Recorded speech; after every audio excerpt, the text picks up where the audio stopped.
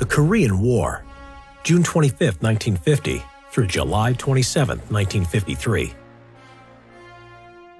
At the end of World War II in 1945, Korea was freed from Japanese control.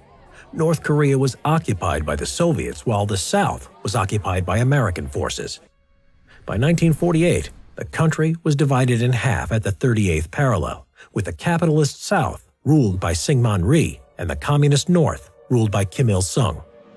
The Soviet troops withdrew from Korea in 1948 and U.S. troops withdrew in 1949. However, North and South Korea, as enemies of one another, would not accept the border between them as permanent.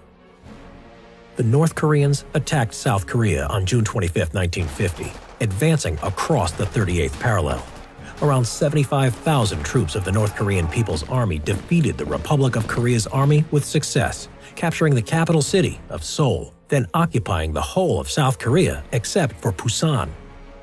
This was a problem, as President Truman in the United States wanted to contain the spread of communism by preventing the domino effect. That is, if Korea fell, so would other countries to the ideology. South Korea appealed for support, and the United States pushed a resolution through the United Nations Security Council. The USSR did not use its veto power, as it was boycotting the council because the new communist China was not accepted. In China's seat was the pro-US Chinese nationalist government of Taiwan. An appeal was made by the Security Council for North Korea to withdraw its troops, but was ignored.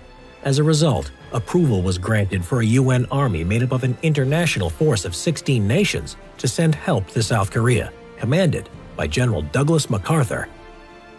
The UN troops, composed mainly of Americans, landed in South Korea in early July, but were soon pushed back on the defense by the North Korean forces, forming a perimeter around Busan to defend the line until reinforcements arrived in August. Now that their position was strengthened, MacArthur went on the offensive. On September 15th, the U.S. Marines X-Corps launched an amphibious assault at Incheon. The North Korean troops were pushed back on the retreat over the 38th parallel, and soon Seoul was recaptured along with the whole of South Korea by the end of the month. Now, MacArthur was to go beyond the initial idea of containment. Truman, worried of a Chinese response, nevertheless approved, and UN troops moved into North Korea on October 7, 1950. On October 12th, they captured Pyongyang, the North Korean capital, and then the Yalu River, which was the border with communist China. China retaliated by helping the North Koreans, sending 250,000 Chinese troops. The UN troops, overwhelmed by this new force, were pushed out of North Korea with heavy losses. By January 1951, Chinese and North Korean troops had captured Seoul.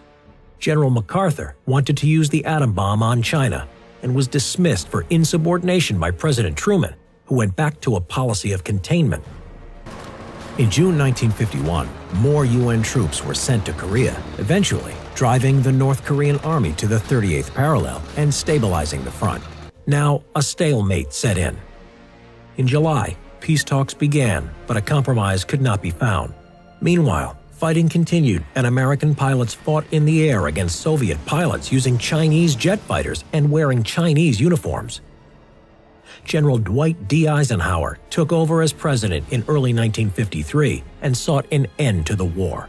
After 2 years of negotiation, an armistice was signed on July 27, 1953 at Panmunjom on the 38th parallel.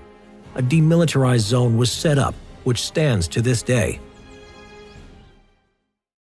Subscribe and click the notification bell for more history videos. Thank you guys for all your support on the Simple History YouTube channel. If you enjoy it, please consider visiting our Patreon page. There, you can show us your support for the channel by donating and make a huge difference in what we're able to create for you. Plus, you can get early access on upcoming videos. So let's keep it growing, and thank you for being part of this amazing community.